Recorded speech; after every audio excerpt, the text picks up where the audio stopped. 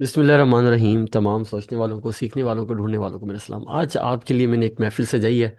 इस आज की गुफ्तगू के अंदर तीन चार चीज़ें डिस्कस होने वाली हैं। सबसे पहले 90 डेज चैलेंज।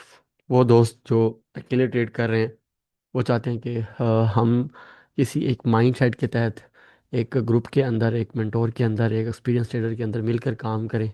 तो उनके लिए मैंने एक चैलेंज रखा है कि हम 90 दिन, आज से 10 मई से लेकर 10 अगस्त तक मुसलसल जो है मिलकर इसी सेटअप के ऊपर, इसी चेकलिस्ट के ऊपर डेली ट्रेड्स करेंगे। इस साइकिल को बार बार रिपीट करेंगे। अच्छा, लोग मेरे साथ ज्वाइन क्यों हो, या मेरा क्या सर्विसेज हैं अब तक ट्रेडिंग के अंदर। अब देखिए, मैंने एक चैनल बनाया था, इसमें अभी तक 712 वीडियोस मैंने अपलोड कर चुका हूँ। अगर आप मज़ीद अगर इसमें देखें तो इस चैनल को ही 5 साल हो गए हैं। इसमें वीडियो जब से अपलोड हो रही है। मेरी वेबसाइट है traderstack.net, टिकटॉक आईडी और फेसबुक आईडी का लिंक भी मैंने इसके नीचे दिया हुआ है। अच्छा, एक तो ये चीज़ है। दूसरा, मैं डिफरेंट एक्सपीरियंस कर चुका हूँ फंडिंग फर्म्स के साथ। अच्छा, एक जो फर्म है 5% या उसके साथ मैंने 9 पे आउट्स लगातार लिए हैं 2025 में। शायद मुझे लगता है कि हमारी इस ट्रेडिंग कम्युनिटी में कोई इस तरह से होगा। 1185 मेरा प्यारा इसके अंदर पे आउट था, और उसके साथ मैंने 9 पे आउट लिए हैं। टोटल पे आउट $39,181 मैंने पे आउट लिया 2025 के अंदर। कोई स्लिप भी आप देख सकते हैं, जैसे कि मैं इसकी स्लिप दिखा सकता हूँ। ये एक छोटी सी स्लिप है आपके सामने।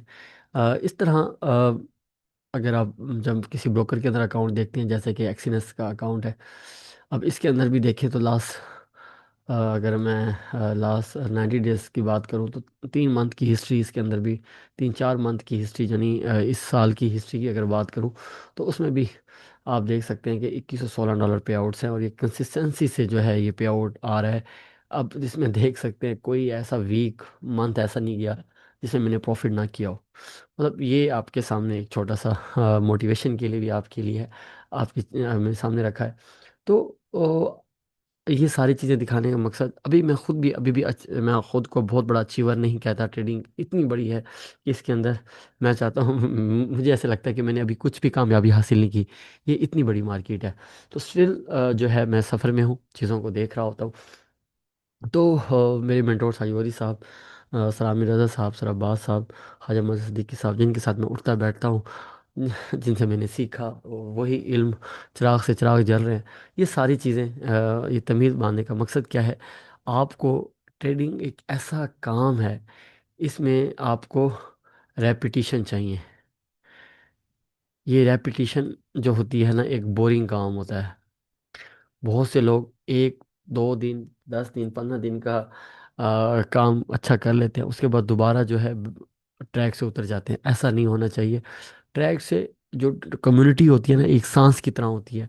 अगर आप चाहते हैं कि मेरी सांसें बहाल रहें, मैं कंसिस्टेंसी से प्रॉफिट करूं, जैसे कि 2-3 मैंने आपके सामने एक मोटिवेशन रखी है, तो आप भी इस तरह से ज्वाइन हो सकते हैं।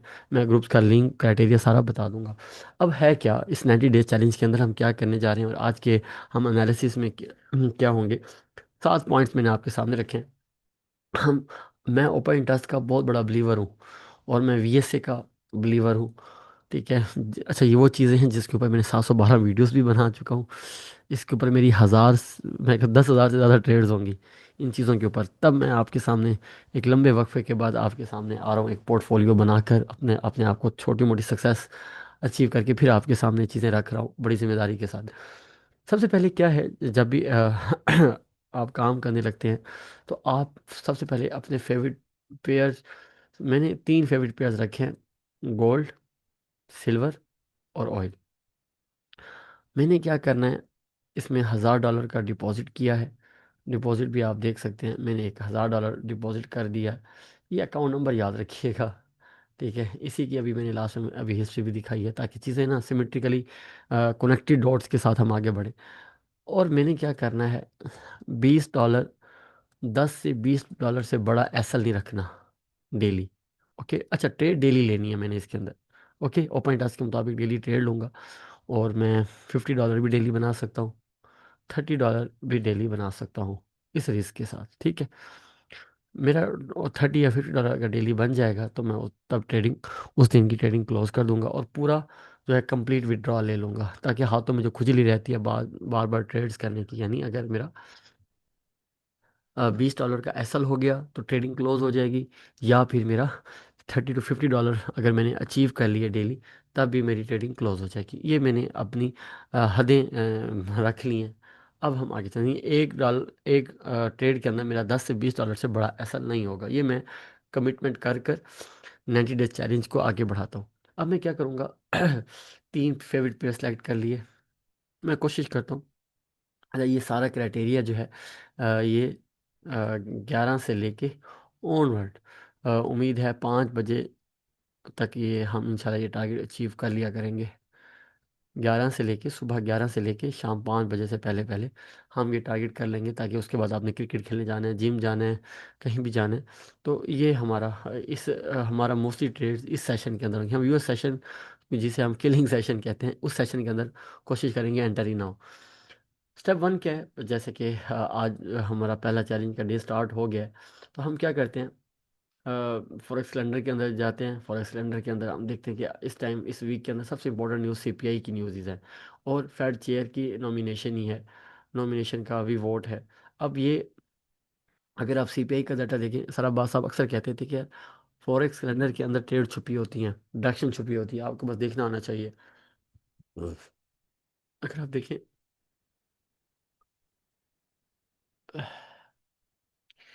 कोर सीपीआई का डाटा इंक्रीज होता हुआ नज़र आ रहा है, सीपीआई का डाटा कम होता हुआ नज़र आ रहा है। Again CPI year two year का डाटा इंक्रीज होता हुआ जा रहा है। अगर देखें तो इन सब में सबसे इम्पोर्टेंट कोर सीपीआई होता है। तो हमें नज़र आ रहा है कि डॉलर के अंदर कहीं ना कहीं हल्की सी स्ट्रेंथ मौजूद है, जो आगे कोर बीपीआई का डाटा अगेन पॉजिटिव आ रहा है, और रिटेल सेल्स जो हैं ये कम आ रही हैं। ओके, हॉलीडेज हैं, पीपीआई का डाटा भी देखें तो इन लाइन आ रहा है।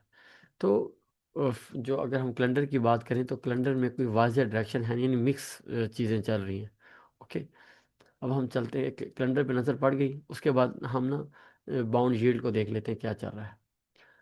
मैं क्या करता हूँ, सबसे पहले वीकली चार्ट ओपन किया मैंने, और मैंने यूएस 2 ईयर यील्ड देख ली।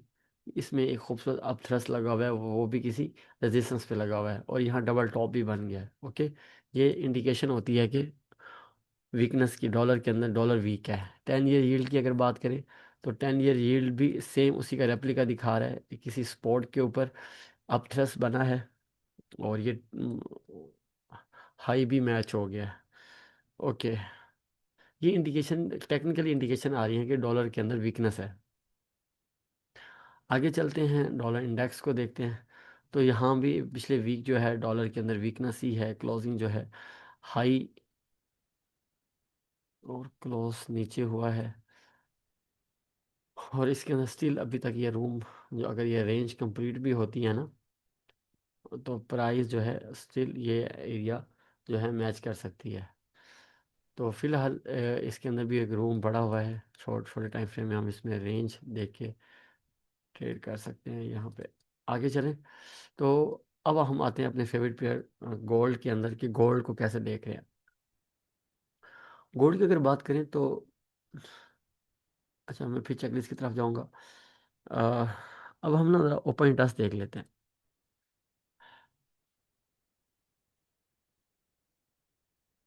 गोल्ड की अगर बात करूं, इस कैंडल के ऊपर ओ आई इंक्रीज है 8 मई, क्या ओपन इंटरेस्ट 8 मई की कैंडल, ये इंडिकेट कर रही है कि डॉलर के अंदर, गोल्ड के अंदर स्ट्रेंथ है। गोल्ड को आपने मंडे के दिन बाय में देखना है।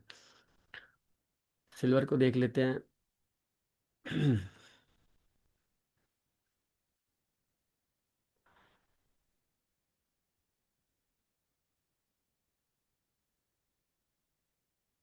इस कैंडल के ऊपर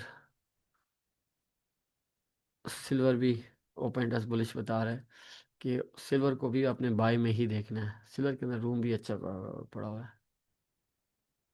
ओके, लास्ट ऑयल को देख लेते हैं।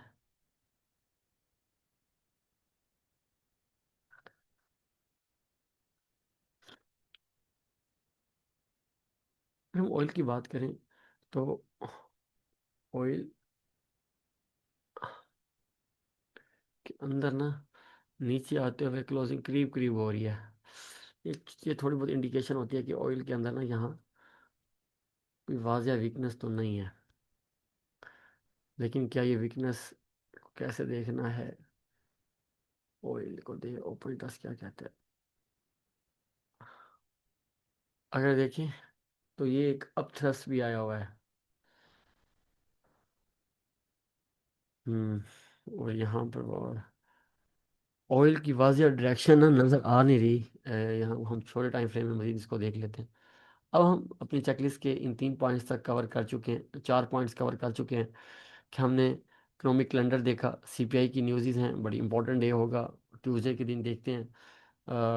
यहाँ पर हमें वीकनेस शो कर रहा है डॉलर बाउंड यील्ड दोनों। डॉलर के अंदर अभी तक हमें एक रेंज के बॉटम नज़र आ रहा है। ओपन टेस्ट की बात करें, ओपन टेस्ट बिल्कुल क्लियर है, gold buy silver buy. Oil का इसने सही हमें इंडिकेट नहीं दिया। अब हम अपने चार रीडिंग स्किल्स की तरफ आते हैं, वीएसए की तरफ आते हैं, सपोर्ट एंड रेजिस्टेंस लगाते हैं, स्ट्रक्चर देखते हैं क्या चल रहा है। अब हम अगर देखें,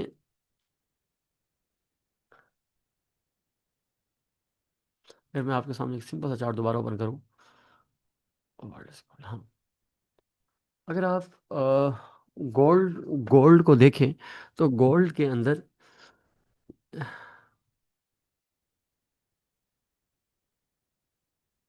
एक अजीब व गरीब ही मूव आई है। ये इसका हाई पॉइंट है, फिर ये लो पॉइंट, फिर ये एक हाई पॉइंट, फिर ये एक लो पॉइंट। अगर आप देखें तो ये एक फिश माउथ सा बन रहा है। ये इंडिकेट कर रही है कि मार्केट किसी इवेंट का वेट कर रही है, और मुझे लगता है वो इवेंट ये दो यही इवेंट्स हैं।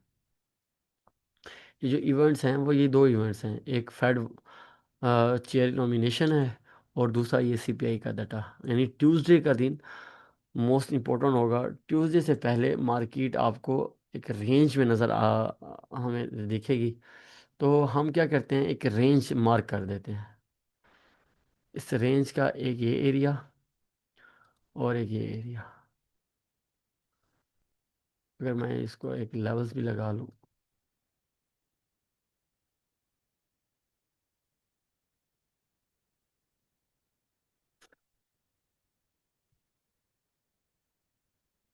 और ये अगर आप देखें कि मंडे के दिन हमें, मुझे नहीं लगता कि प्राइस इससे नीचे जा पाएगी। तो चूंकि हमें ओपन इंटरेस्ट बुलिश बता रहा है, तो हमें ओपन इंटरेस्ट की डायरेक्शन में ट्रेड लेनी है। तो आपको 46.80 या 46.43 पे गोल्ड मिलता है तो आप इसको बाय कर सकते हैं। ये हाई प्रोबेबिलिटी ट्रेड होगी यहाँ से। 46.80 या 46.43, ये जो है इन एरियाज पे ऊपर गोल्ड आए तो हमने बाय करना है। ये हमारी ट्रेड है इसके अंदर। आगे चलते हैं, सिल्वर की बात करें। सेम सिल्वर का ओपन इंटरेस्ट बुलिश था। सिल्वर की अगर बात करें तो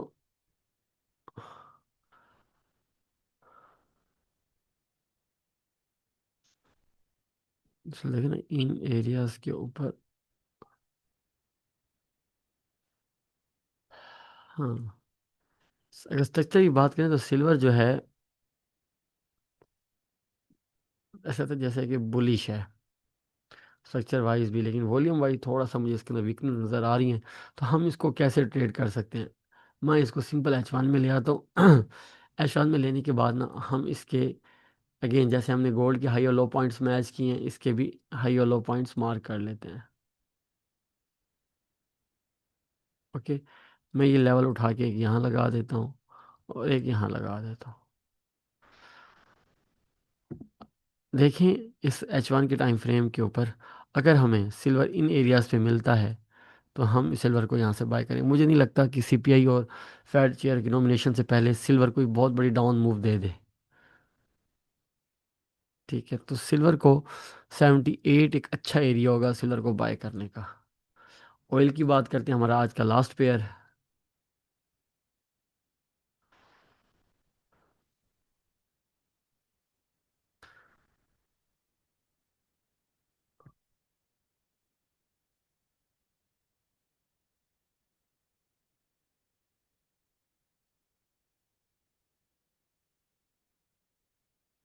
अच्छा, ऑयल को देखें तो ऑयल एक ज़बरदस्त रेंज के अंदर है। ऑयल 87 से उठकर 94 के अंदर जो है ट्रेड हो रहा है।